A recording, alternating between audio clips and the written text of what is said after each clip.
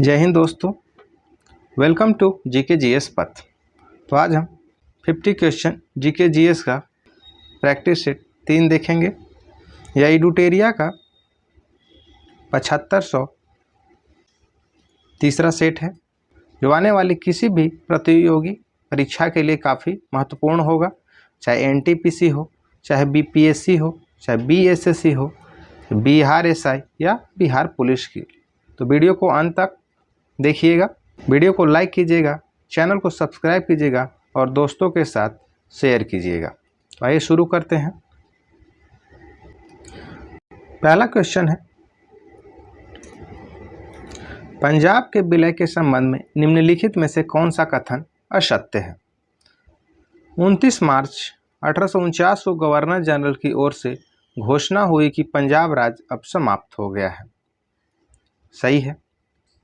महाराजा दिलीप सिंह के सभी प्रदेश भारतीय ब्रिटिश साम्राज्य का हिस्सा बन गए। यह भी कथन सही है। दिलीप सिंह को 2,50,000 वार्षिक पेंशन दे दी गई है। यह कथन गलत है, तो ऑप्शन सी सही हो जाएगा। लॉर्ड डलहौजी के समय हुआ था। क्वेश्चन 2, किस वर्ष से भारतीय राष्ट्रीय कांग्रेस की कार्यवाही में महिलाओं ने भाग लेना प्रारंभ किया? तो 1889 हो जाएगा, ऑप्शन बी सही हो जाएगा। और 1917 में पहली बार एनी बेसेंट भारतीय राष्ट्रीय कांग्रेस की महिला अध्यक्ष बनी थी। और 1925 में सरोजिनी नायडू अध्यक्ष बनी थी।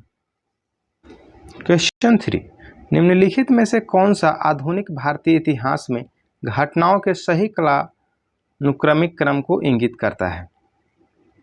तो सबसे पहले मार्ले मिंटो सुधार हो जाएगा, जालियांवाला बाग त्रासदी, गांधी इरविन समझौता और अगस्त प्रस्ताव। ऑप्शन सी सही हो जाएगा।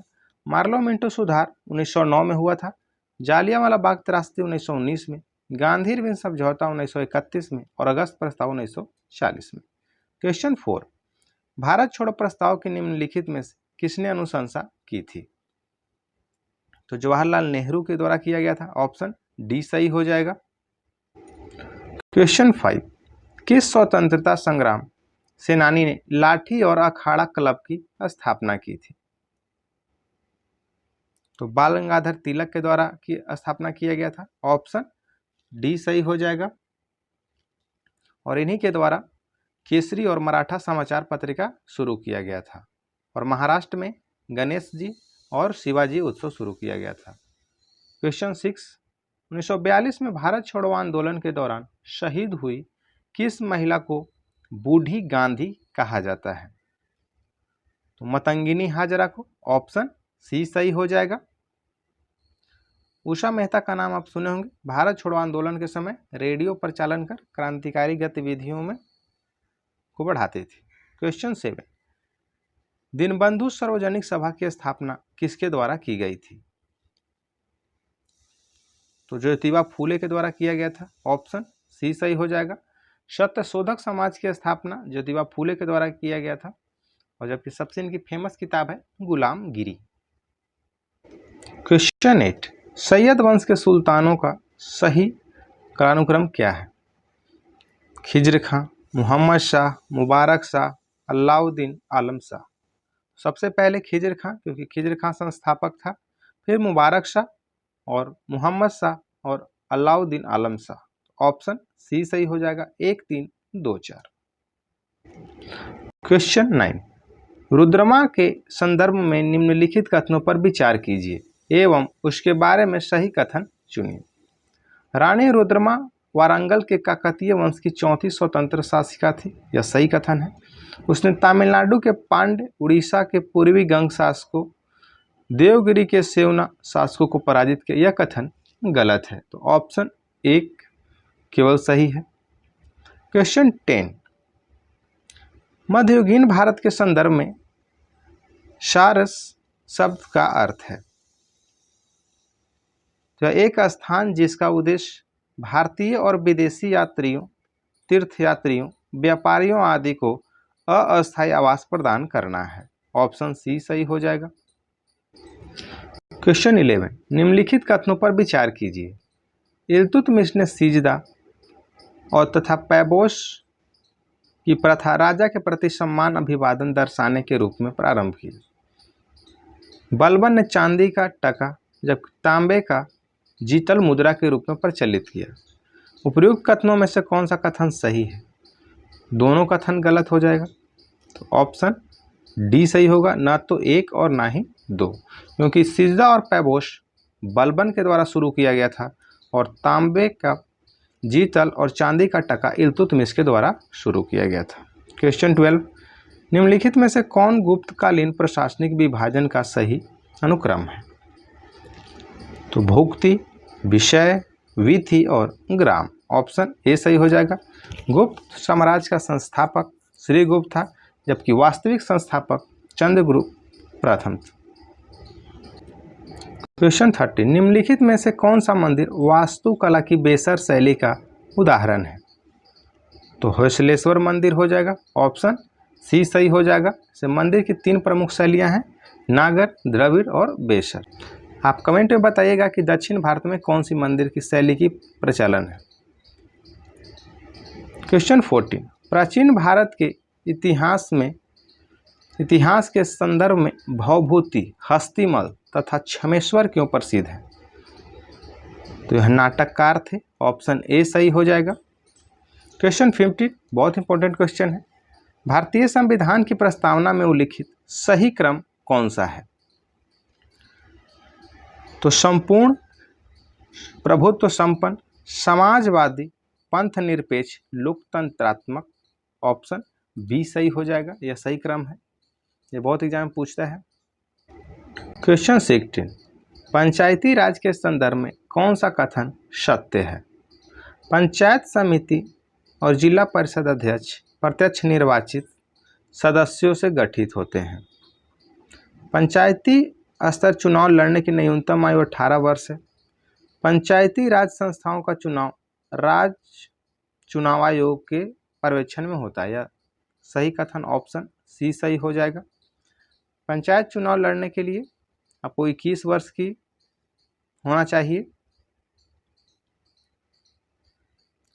क्वेश्चन 17, केंद्र और राज्य के मध्य वैधानिक शक्तियों का बंटवारा किस अनुसूची में वर्णित है? 7वीं अनुसूची, ऑप्शन डी सही हो जाएगा। संघ सूची, राज्य सूची और समवर्ती सूची। क्वेश्चन 18, मौलिक अधिकारों को लागू करने के लिए किसी न्यायालय द्वारा जारी किया जाता है? तो समादेश, ऑप्शन सी सही हो जाएगा। क्वेश्चन 19, प्राकृतिक पर्यावरण की रक्षा किस प्रकार का संवैधानिक अधिकार है? तो यह मौलिक कर्तव्य है, ऑप्शन ए सही हो जाएगा। क्वेश्चन 20, भारतीय ध्वज संहिता के प्रावधानों के अनुसार भारतीय निकाय के मानकों को लागू करने के लिए निम्नलिखित निकायों में कौन सा प्रभागी है, कौन सा प्रभारी है? तो भारतीय मानक ब्यूरो, ऑप्शन सी सही हो जाएगा। क्वेश्चन 21, नीचे दिए गए सूची 1 को सूची 2 से मिलान करना है। शुष्क वन अनुसंधान संस्थान जोधपुर, यह सही है। हिमालय वन अनुसंधान संस्थान देहरादून, यह गलत है। वर्षा वन अनुसंधान संस्थान जोरहट, यह सही है। उष्णकटिबंधीय वन अनुसंधान संस्थान यह जबलपुर में है। तो सुमेलित कथन नहीं है, ऑप्शन बी सही हो जाएगा। क्वेश्चन 22, भारत में कोयला खनन की महत्वपूर्ण घटनाओं पर विचार कीजिए तथा इन्हें सही कालानुक्रम में व्यवस्थित कीजिए। रानीगंज में कोयले का प्रथम उत्पादन, कोल इंडिया लिमिटेड की स्थापना, कोयला खदानों का राष्ट्रीयकरण और राष्ट्रीय कोयला विकास निगम की स्थापना। तो सबसे पहले रानीगंज में कोयले का उत्पादन, फिर राष्ट्रीय कोयला विकास निगम की स्थापना, कोयले खदानों का राष्ट्रीयकरण और कोल इंडिया लिमिटेड की स्थापना। ऑप्शन 4 सही हो जाएगा। क्वेश्चन 23, भारत का कौन सा राज्य चूना पत्थर, जिप्सम, नमक और जस्ता के भंडारण के लिए प्रसिद्ध है? राजस्थान हो जाएगा, ऑप्शन बी। कमेंट में आप बताइएगा कि जुड़वा खनिज किसे कहा जाता है। क्वेश्चन 24, भारत की 2011 की जनगणना के अनुसार भारत की नगरीय जनसंख्या का प्रतिशत था? तो 31.2%, ऑप्शन बी सही हो जाएगा। क्वेश्चन 25, नैनो टेक्नोलॉजी का जनक किसे कहा जाता है?